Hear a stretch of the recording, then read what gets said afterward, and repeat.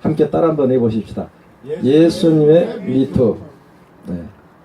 예수님의 미투인데요. 이걸 좀 더 우리에게 접목하면 예수인의 미투. 예수인의 미투. 요즘 참 유력한 대선 후보자도 미투에 걸려있고, 또 조민기라고 하는 탤런트, 또 청주대학교 교수더라고요. 남달리 내가 청주대학교를 이렇게 이렇게 기억하고 또 이렇게 와서 닿는 것은 합동정통이라고 하는 그 백석대 교단에 내가 거기에서 이제 주님을 섬길 때, 목회를 할 때, 선교 목사로 목회를 할 때, 거기에 이제 장로님이 청주대학교의 그 교수님이셨고, 또 총장까지도 이렇게 올라가신 분이 계시는데, 그 청주대학교가 이렇게 저에게 와서 아주 실감나게 닿습니다. 그분이 이제 또 미투에 걸려가지고, 아니면은 여러 가지 그런 그 개인적인 것 때문에 또 세상을 그냥 떠나버리는 또 안타까운 일도 있고, 또 뭐 요즘 국회의원들, 그래서 우리나라가 이 미투의 이 쓰나미가 이제 훑어 지나간 것 같습니다. 온종일 또 온 주일 내내 이 주일 말씀이 끝나면 어떤 말씀을 우리가 함께 은혜를 받고 하나님께서 기뻐하는 것 같은 시간 속으로 갈까 늘 생각하는 게 이 목회자인 것 같습니다. 그런 가운데서 저는 예수인의 미투, 예수님의 미투, 예수님의 미투이면서 예수인의 미투. 과연 하나님께서는 창세기 이후부터 계시록까지 어떻게 남자와 여자를 만드셔 놓으시고 그 관계를 이어갈 수 있도록 해 놓으셨는가를 우리들은 생각하지 않을 수가 없습니다. 그래서 오늘은 성경책을 통해서 좀 보기를 바랍니다. 1장을 보시게 되면, 성경책 1장을, 마태복음 1장을 보시게 되면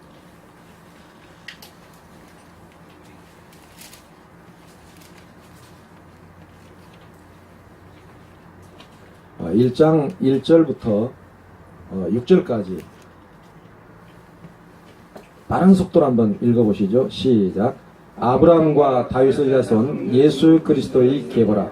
아브라함이 이삭을 낳고 이삭은 야곱을 낳고 야곱은 유다와 그의 형제들을 낳고 유다는 다말에게서 베레스와 세라를 낳고 베레스는 헤스론을 낳고 헤스론은 람을 낳고 람은 아비나답을 낳고 아비나답은 나손을 낳고 나손은 살몬을 낳고 살몬은 라합에게서 보아스를 낳고 보아스는 루색에서 오벳을 낳고 오벳은 이세를 낳고 이세는 다윗 왕을 낳으니 다윗은 우리아의 아내에게서 솔로몬을 낳고, 이렇게 기록되어 있습니다. 그래서 이 성경책 마태복음의 이 족보에 보게 되면 3절에 유다는 다말에게서 베레스를 낳았다. 유다는 야곱의 12아들 중에 장자에 속하는 그런 아주 이스라엘의 장자, 이스라엘을 대표하는 그 같은 이제 이름이죠. 그런데 이 유다는 다말에게서 베레스를 낳았다 했는데, 이 다말은 유다의 며느리입니다. 그런데 성경에 이와 같이 며느리를 통해서 아들을 낳은 이런 족보에 등장한 이 믿음의 조상도 있고, 그 다음에 또 5절에 보시게 되면 1장 5절 살몬은 라합에게서 보아스를 낳고 보아스는 루색에서 오벳을 낳고, 이렇게 해가지고 살몬은 라합에게서 보아스를 낳았다 했는데, 라합은 기생이죠. 기생, 창기. 그 다음에 또 보아스는 루색에서 오벳을 낳고, 보아스는 누색에서, 룻은 또 이방 여인이죠. 이방 여인. 결혼을 하지 말라고 했던 하나님의 말씀을 정면으로 도전해가는 그런 그 한 장면이 될 수가 있겠죠. 오벳을 낳고. 그 다음에 또 6절에 보게 되면 이새는 다윗 왕을 낳으니라. 다윗은 우리야의 아내에게서 솔로몬을 낳고, 다윗은 우리야의 아내에게서 솔로몬을 낳았다.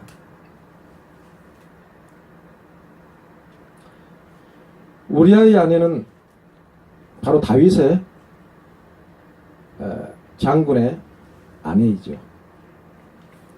그럼 자기 부하의 아내를 이렇게 아내로 맞이하는 이런 일들이 있어요. 그래서 이 성경 마태복음 1장에 보면 신약 성경 예수님께서 복음을 이제 이 땅에 전파하시려 오셨던 예수님의 계보의 그 족보 속에 이와 같이 불결한 또 윤리도덕적으로 도저히 상식 밖의 일들이 있는 것을 볼 수가 있습니다. 이와 같은 것들을 통해서 하나님은 우리들에게 어떤 것을 조명해 주시는가. 분명히 성경에도 미투에 이 어떤 사연들이 있는 걸 볼 수가 있습니다. 그런데 여기 1장 1절에 아브라함과 다윗의 자손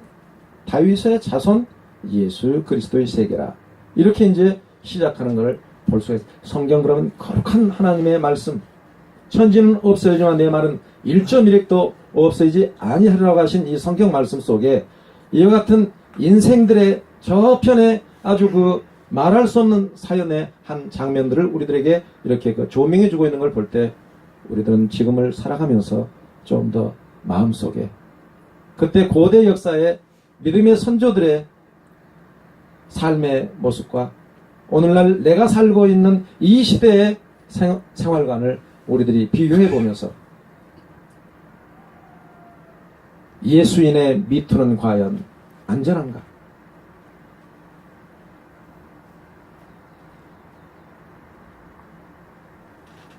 생각해 보면서 우리들은 하나님께서 가장 기뻐하는 그와 같은 모습들로 만들어 가야 되지 않겠느냐? 지난 대선 때 우리 대선 한 후보가 상당히 그 충남 지사가 대선 후보로 아주 유력했고 앞으로 아주 신망이 아주 두텁고 또 가능성이 있게 비춰졌죠. 또 우리들도 상당히 마음에 젊은 친구인지라 가능성이 있다 했는데 그와 같은 스캔들로 말미암아 모든 것을 이제 하루아침에 홍등탑이 무너진 것을 보면서 우리 그리스도인들이 예수님께서 나의 죄 때문에 십자가에 못 박아 피로 돌아가셨는데 나는 과연 어떻게 살아야 될 것인가. 그래서 우리들은 성경 말씀을 통해서 우리보다 더 못했던 그런 우리들의 선친들을 우리들이 잠깐 마태복음 1장 1절부터 이제 6절까지 4명의 사람들을 우리들이 조명해 보았습니다. 마가복음 7장 21절에 보면 속에서 곧 사람의 마음에서 나오는 것은 악한 생각 곧 음란과 도적질과 살인과 간음과 탐욕과 악독과 속임과 음탕과 질투와 비방과 교만과 우매함이니 이 모든 것이 다 속에서 나와서 사람을 더럽게 하느니라. 출애굽기 20장 14절 보면 7째 그 계명 중에 간음하지 말라. 10계명 중에 이렇게 간음하지 말라고도 이렇게 기록해 놓으셨습니다.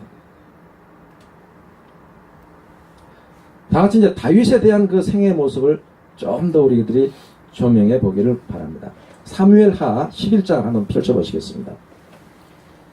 아브라함과 다윗의 자손인데 다윗은 과연 어떻게 살았고 아브라함과 다윗의 자손 예수 그리스도의 세계라 했는데 예수님은 어떠한 조상들의 그 유전 속에서 구원의 주로 오셨는가를 우리들이 생각해 볼 수가 있습니다.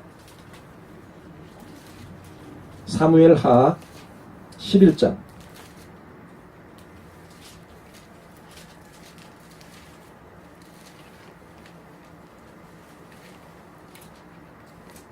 1절부터 17절까지를 조금 빠른 속도로 읽어야겠는데요. 477페이지 정도 되네요. 구약성경 477페이지. 여기를 좀 요약하면 이 다윗의 미투, 그의 권력을 이용하여 부하의 여인을 취하는 이런 그 못된 짓을 하는 걸 볼 수가 있습니다. 저녁 때 지붕에서 전쟁 중에 그의 병사들은 나가서 지금 싸우고 있는데 다윗은 그 옥상에서 거닐다가 한 여인이 목욕하는 것을 봅니다. 아름다움에 혼이 나가서 그 여인을 데려오라 합니다. 알고 보니 요압의 그 신하인 우리아의 아내였다고 했습니다. 이 우리아는 아름답기가 이루 말할 수 없나 봐요. 다윗이 동침을 합니다. 그리고 임신을 하게 됩니다. 그 소식을 들은 다윗은 부랴부랴 사신을 보내서 전령을 보내서 우리아를 전쟁터에서 오게 합니다. 그리고 쉬게 합니다. 그런데 우리아는 집에 들어가지 않아요. 우리 군대와 하나님의 법궤가 빼앗겼고 야영에 있는데 내가 어찌 내 아내와 잘 수 있습니까? 그 소식을 또 다윗에게 전해요. 아, 우리아가 집에 안 들어간다. 그래? 오늘은 맛있는 먹을 것을 차리고 술을 먹여서 취하게 해서 들어가게. 그렇지만 이 우리아는 그 같은 음식을 먹고도 집을 안 들어가요. 아마 프로였나 봐요. 전쟁의 싸움의 프로. 프로들은 한번 그 일에 몰두하면은 그 앞뒤 안 돌아보고 이렇게 가는 그 기질이 있나 보죠. 예.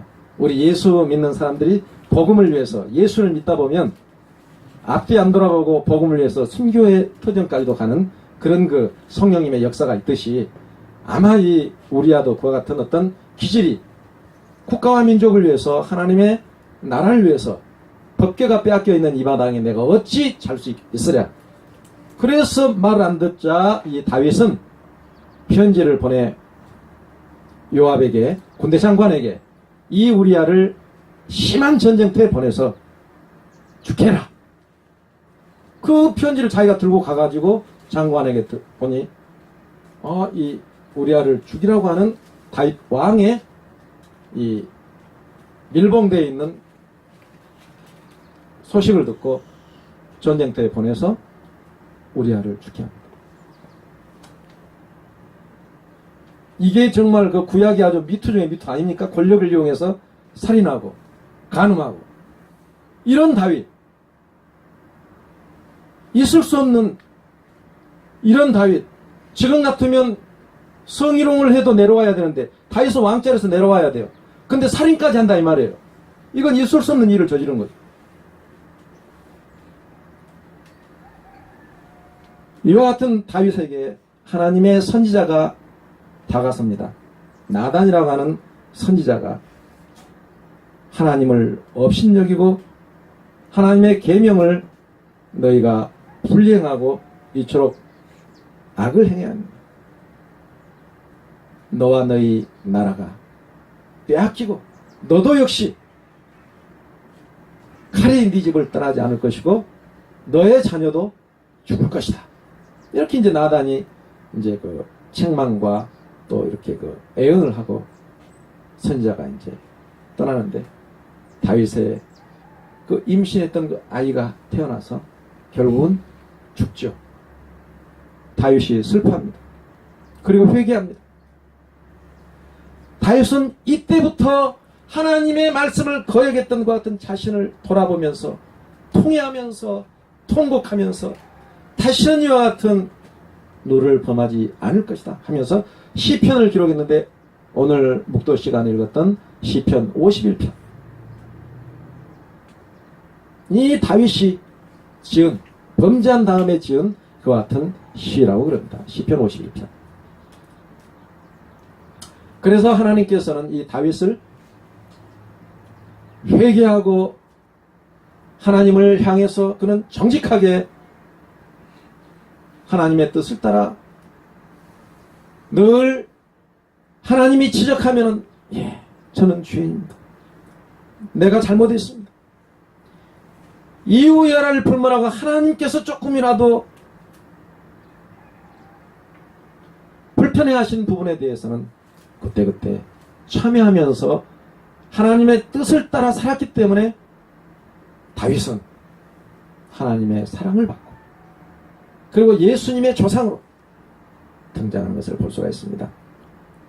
우리가 한 예로 이스라엘 백성들이 바벨론의 포로가 되어서 이스라엘은 황량하게 되고 이스라엘은 무업청지가 되는데 그래도 그곳에 남아있는 거룩한 하나님의 사람들이 머물러 있는 예루살렘과 이스라엘의 BC 500년대 400년대를 우리들이 에스라서를 통하면 우리가 또 조명해 볼 수가 있습니다. 우리가 에스라서 8장 한번 보시겠습니다.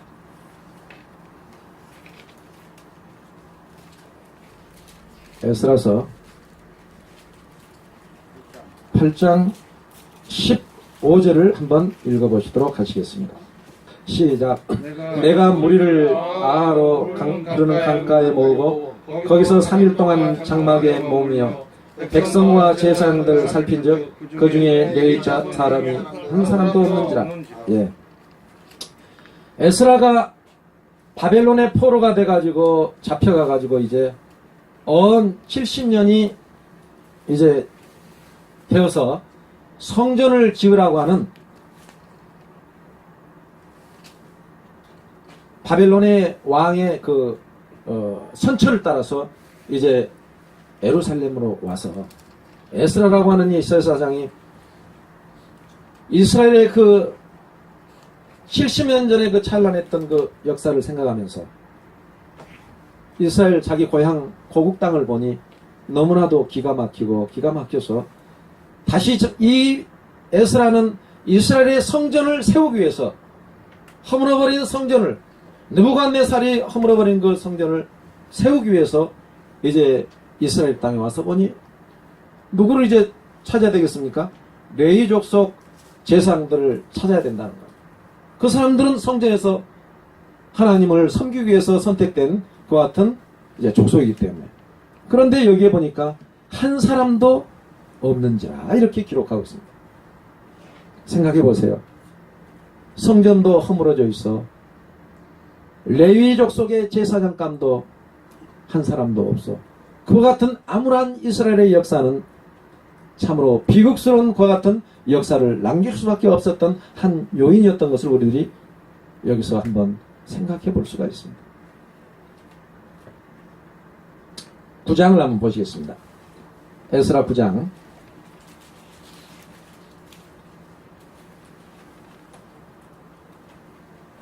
9장 1절을 다 같이 한번 읽어보시겠습니다. 시작. 2일 후에 방백들이 내게 나와 이르되 이스라엘 백성과 제사장들과 레위 사람들이 이 땅 백성들에게 떠나지 아니하고 가나안 사람들과 헷 사람들과 브리스 사람들과 여부수 사람들과 암몬 사람들과 모압 사람들과 애굽 사람들과 아모리 사람들의 가증한 일을 행하여. 예. 예. 이 이스라엘 백성들이 모세 후계자 여호수아를 통해서 가나안의 7 족속을 쫓아내고 하나님의 거룩한 젖과 꿀이 흐르는 땅으로 하나님의 거룩한 성막과 함께 하나님이 함께하는 그 국가를 세워가는데 하나님께서는 이와 같은 그곳에는 원주민들하고는 통혼하지 말고 딸도 주지 말고 며느리도 데려오지 말고 아들을 위해서 며느리를 데려오지 말고 이렇게 이제 하나님께서는 말씀하시는데 이스라엘 백성들이 이걸 벌써 잊어버렸어요. 그리고 나서 그 암울한 시절에 우리나라로 말하면 일제 식민지에 무슨 여인들이 있었어요? 위안부. 예. 이스라엘 사람들이 그렇게 돼 있는 형편을 우리들이 볼 수가 있어요. 그러니 하나님께서 눈동자같이 아낀 이 나라의 이 참상이 이렇게 되어가는 모습을 우리들에게 성경을 통해서 말씀하시는 것은 무엇을 말씀할까요? 그것은 곧 소돔과 고모라의 멸망을, 노아 시대 때 홍수로 멸망했던 그 시절을 다시 하나님께서 예수 그리스도를 통해서 우리들에게 마태복음 23장과 누가복음 21장에 말씀했던 것처럼 마지막 때에 도래될 것 같은 심판을 만들어가는 인류의 그 참상을 우리들이 생각하지 않으면 안 되겠습니다. 사람이 망하는 것, 국가가 망하는 것, 왜 그러느냐? 하나님의 말씀을 거역하고 계명을 잊어버리기 때문에 그렇다는 거예요. 종교의 천하 깨닫지 못한 사람 멸망한 짐승 같다. 이제 우리나라가, 나는 참 깜짝 요즘에 참 하나님께서 우리나라를 너무나도 사랑하고 계시는구나.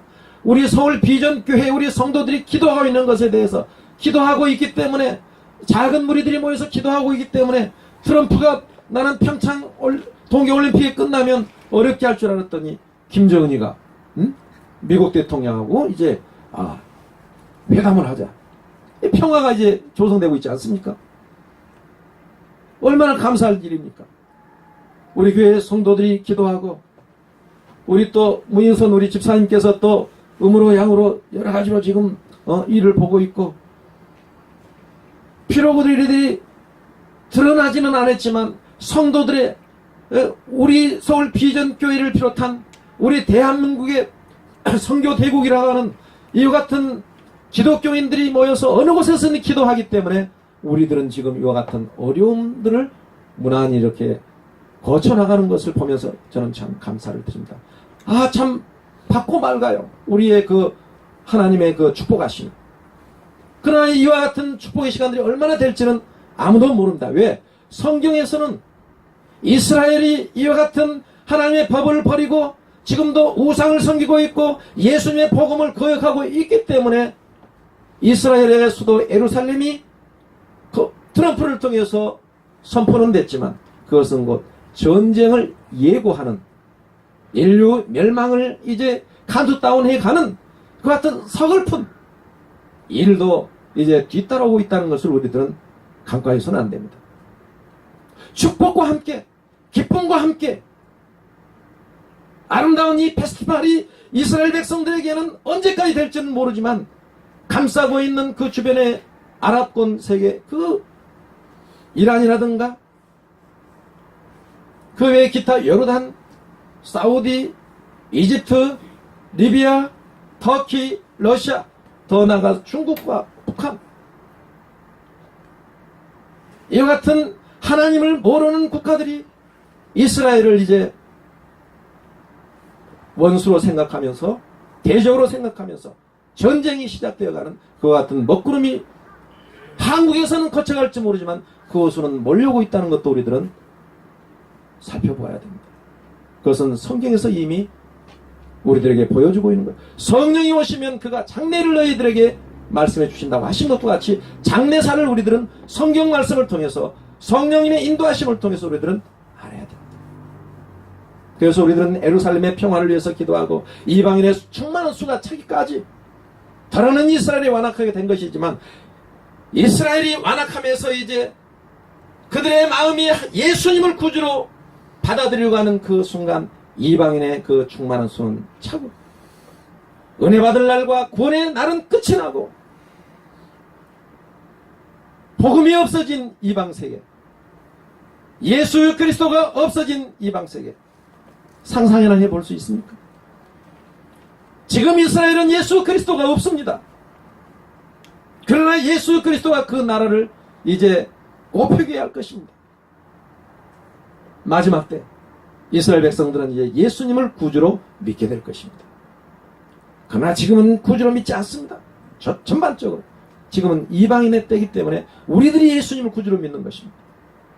하나님의 시간표는 이처럼 이방인의 때에서 다시 이스라엘 때로 이제 넘어갈 터인데, 이스라엘은 우리들이 오늘 말씀 보는 것처럼 에스라서에 이처럼 하나님을 섬기는 제사장들이 찾아봐도 온데간데 없고 하나님 섬기는 건 열심도 없고 너무나도 그냥 비참하게, 다윗도 개인적으로 그러했건만 이스라엘 백성들이 또 그와 같은 것들을 볼 수가 있어요. 또 9장으로 넘어가면 이렇게 나와 있습니다. 9장을 한번 보죠. 에스라 9장 1절 2절을 우리가 읽었죠. 네. 에스라서 10장을 한번 봐보시죠. 10장 1절 한 장 넘기셔가지고 1절 제가 읽겠습니다. 에스라가 하나님의 성전 앞에 엎드려 울며 기도하여 죄를 자복할 때에 많은 백성이 크게 통곡하며 이스라엘 중에서 백성의 남녀와 어린 아이의 큰 무리가 그 앞에 모인지라.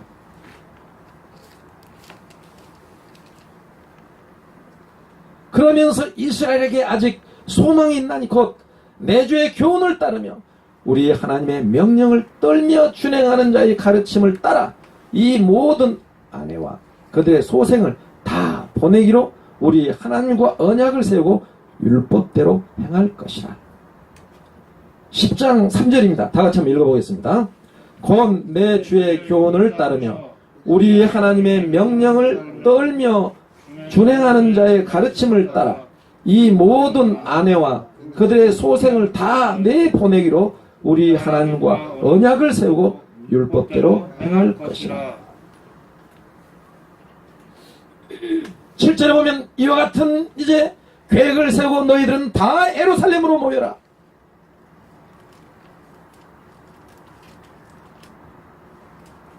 그때 상황은 여의치 않았나 봐요. 9절 봐봅시다. 시작.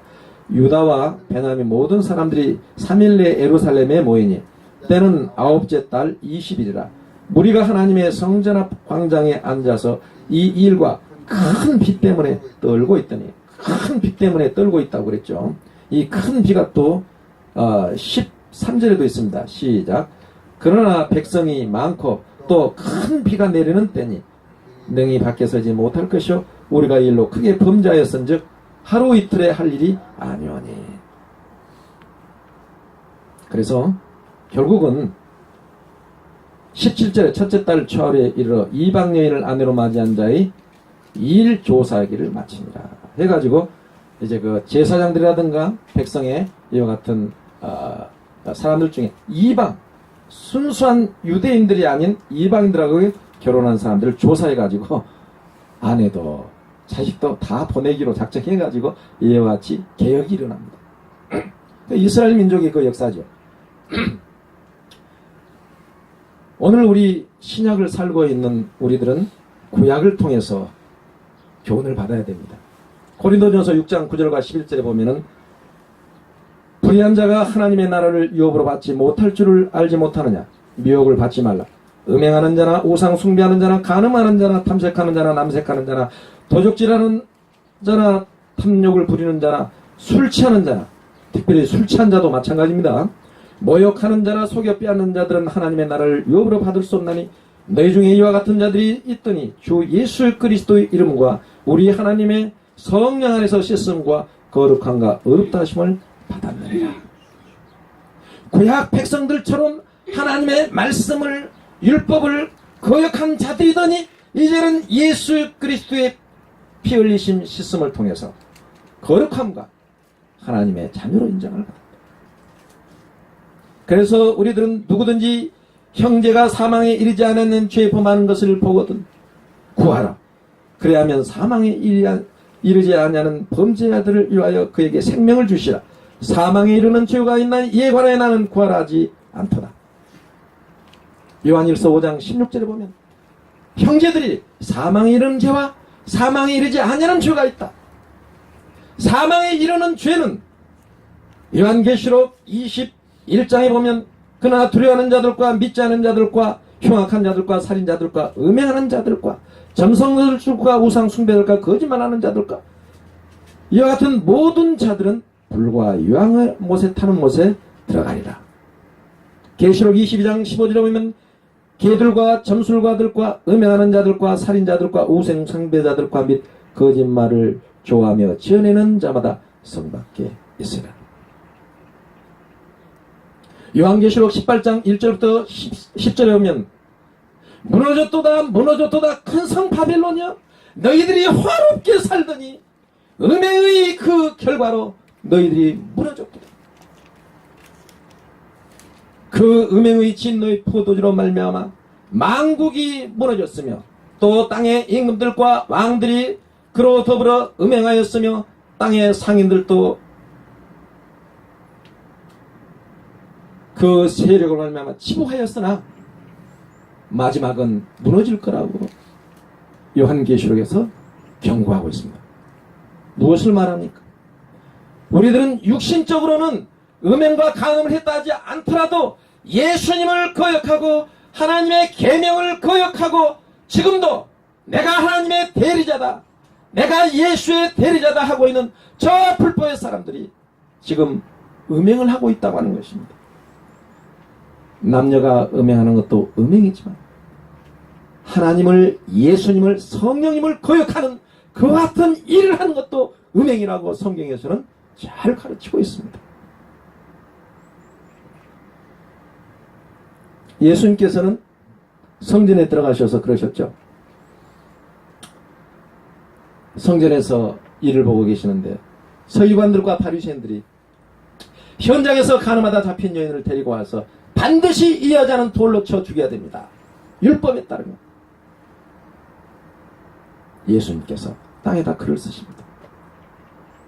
너희 중에 죄 없는 자가 먼저 돌로 쳐라. 그리고 다시 땅에다 글을 쓰십니다.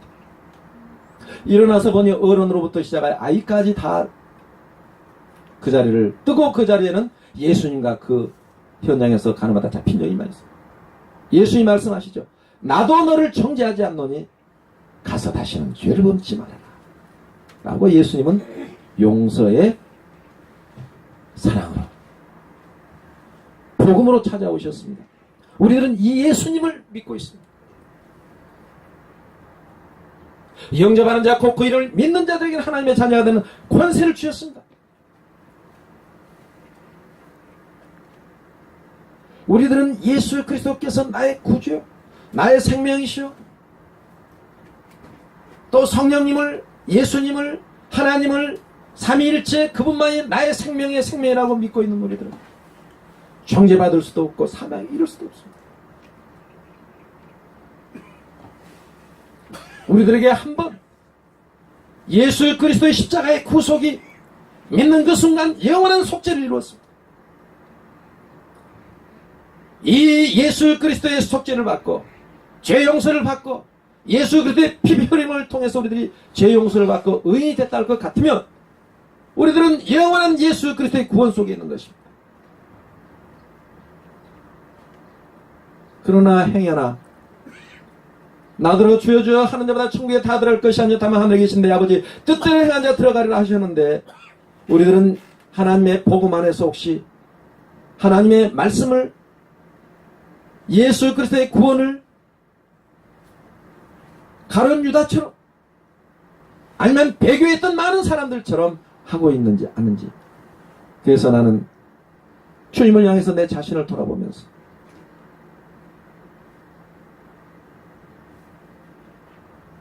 나도 이제 이곳에 온 7개월이 돼서 이제 다음 주에는 저쪽으로 가서 예배를 드리게 됩니다. 나도 내 믿음을 지키기 위해서 이렇게 모여서 예배를 드리는 것입니다. 우리는 누구를 원망했습니까? 돌아보면 모든 것이 부족하고 또 부족하지만 언젠가는 가야 될 이 세상, 짧은 인생길을 걸어가면서 날려하여 죽으신 예수 그리스도를 내가 부족하지만 전파하다가 예수 믿으면 천국이요 믿지 않으면 지옥이라고 하는 이와 같은 것 때문에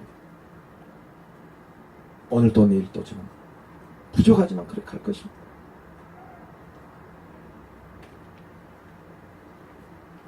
성경에 한없는 사연들을 읽는 사람들이 너무나 많습니다. 이런 사람 저런 사람. 그러나 내가 이 세상을 떠나는 그 시간 마지막 때에 예수는 나의 구주라고 하는 이와 같은 믿음을 가지고 내가 이 세상을 떠난다면 그건 성공한 그리스도인입니다. 나도 그와 같은 사람이 되기를 참으로 열망하면서 오늘 함께하고 있습니다. 아멘이십니까? 네. 네. 우리가 예수 그리스도의 족보를 봐도 누구 한 사람 변변치 않 어떻게 그 정말 말씀대로 살았던 사람이 한 사람도 없어. 그래서 성경에는 의인 없는 날 하나도 없다. 그런 와중에도 말씀을 붙들고 성령 인도하심을 따라서 최선을 다해서 오늘 이 시간 내가 예수님만이 나의 구주라고, 하나님만이 나의 생명이라고, 성령님만이 나의 힘이요 소망이요 나를 돕는 자라고 이와 같은 믿음을 가지고 살아간다 할 것 같으면 이 사람 바로 예수인이요 하나님이 기뻐하는 그와 같은 그리스도인이 될 것입니다. 나도 그렇게 되기를 위해서 노력하고 있고 몸부림치고 있습니다. 부족하더라도 함께 격려하고 기도하고, 지난 과거는 십자가에 못 박고 앞에 있는 부르심의 그 표대를 향해서 함께 나아가면서 주님을 위해서 함께 동력을 이루는 우리 서울 비전교회 성도들이 다 되시기를 주의 이름으로 축원합니다. 잠깐 기도하겠습니다.